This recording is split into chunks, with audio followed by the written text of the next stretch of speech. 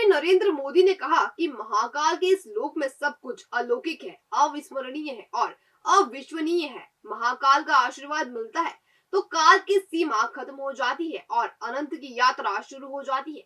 महाकाल लोक की यह यात्रा भी आने वाली पीढ़ियों को अलौकिक सुख मुहैया कराएगी। वह मंगलवार को कार्तिक मेला मैदान में जनसभा को संबोधित कर रहे थे। हर हर महादेव, जय श्री महाकाल महाराज की जय से अपने उद्बोधन की शुरुआत की। हर हर महादेव, जय श्री महाकाल महाराज की जय। महाकाल महादेव, महाकाल महाप्रभु, महाकाल महारुद्र, महाकाल नमोस्तुते।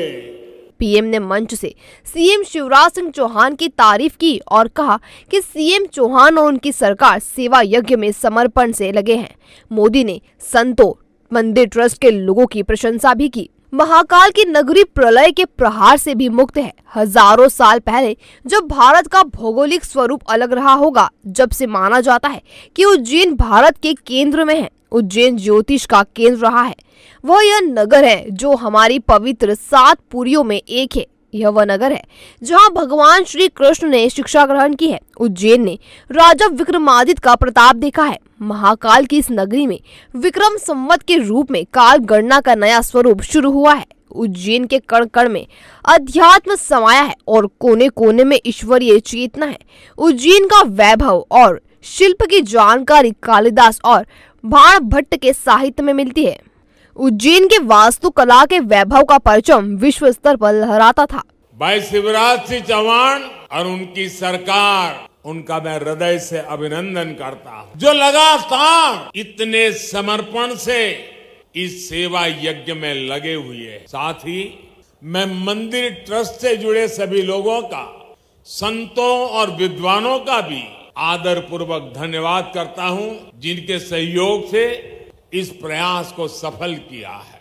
साथियों, महाकाल की नगरी उज्जैन के बारे में हमारे यहाँ कहा गया है, प्रलयो न बाधते, प्रलयो न बाधते तत्र महाकालपुरी, अर्थात महाकाल की नगरी प्रलय के प्रहार से भी मुक्त है। हजारों वर्ष पूर्व जब भारत का भौगोलिक स्वरूप आज से अलग रहा होगा, तब से ये माना जाता रहा है कि उज्जैन भारत के केंद्र में है। एक तरह से ज्योतिषीय गणनाओं में उज्जैन न केवल भारत का केंद्र रहा है, ये वो नगर है जो हमारी पवित्र 7 पुरियों में से एक गिना जाता। ये वो नगर है जहां स्वयं भगवान कृष्ण ने भी आकर शिक्षा ग्रहण की थी।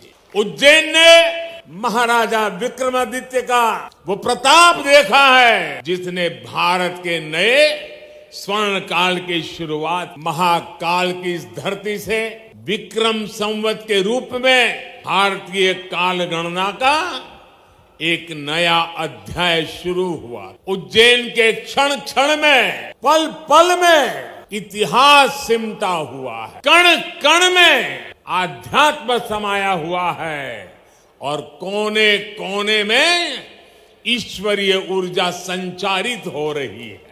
पीएम ने अयोध्या के राम मंदिर और काशी के विश्वनाथ धाम, सोमनाथ और केदारनाथ बद्रीनाथ तीर्थ के विकास कार्यों का भी जिक्र किया। उन्होंने 4 धामों को वेदर रोड से जोड़ने, करतारपुर साहिब और हेमकुंड साहिब की उल्लेख भी किया।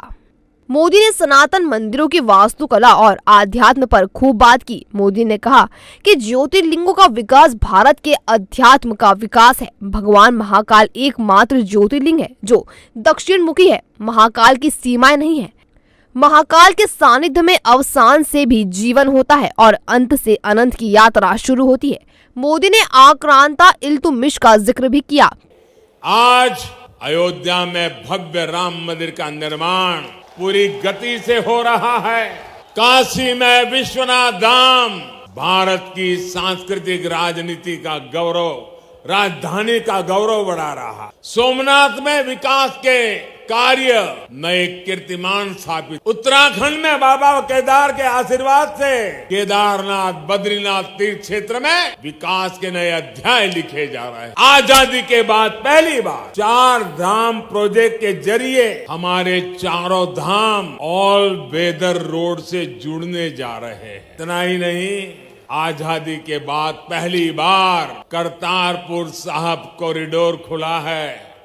हेमकुंड साहिब रोपवे से जुड़ने जा रहा। और अब इसी कड़ी में ये भव्य, अति भव्य महाकाल लोक भी अतीत के गौरव के साथ भविष्य के स्वागत के लिए तैयार हो चुका है। महाकाल लोक में ये परंपरा उतने ही प्रभावी ढंग से कला और शिल्प के द्वारा उकेरी गई है। ये पूरा मंदिर प्रांगण शिव पुराण की कथाओं के आधार पर तैयार किया गया है। आप यहाँ आएंगे तो महाकाल के दर्शन के साथ ही आपको महाकाल की महिमा और महत्व के भी दर्शन होंगे। पंचमुखी शिव, उनके डमरू, सर्प, त्रिशूल, अर्धचंद्र और सप्तऋषि, इनके भी उतने ही भव्य स्वरूप यहाँ स्थापित किए गए हैं। पीएम ने इनोवेशन के साथ रिनोवेशन की बात की। मोदी ने कहा कि गुलामी के दौर में हमने जो खोया उसका रिनोवेशन कर रहा है। जय महाकाल के जयकारे के साथ उन्होंने अपना उद्बोधन समाप्त किया। करीब आधे घंटे के भाषण के दौरान लोग सभा छोड़कर जाने लगे। मेरे साथ पूरे भक्ति भाव से बोलिए, जय महाकाल, जय जय महाकाल, जय जय महाकाल, जय जय महाकाल, जय जय महाकाल, जय जय महाकाल, जय जय महाकाल, जय जय महाकाल। पीएम के उद्बोधन के बाद कैलाश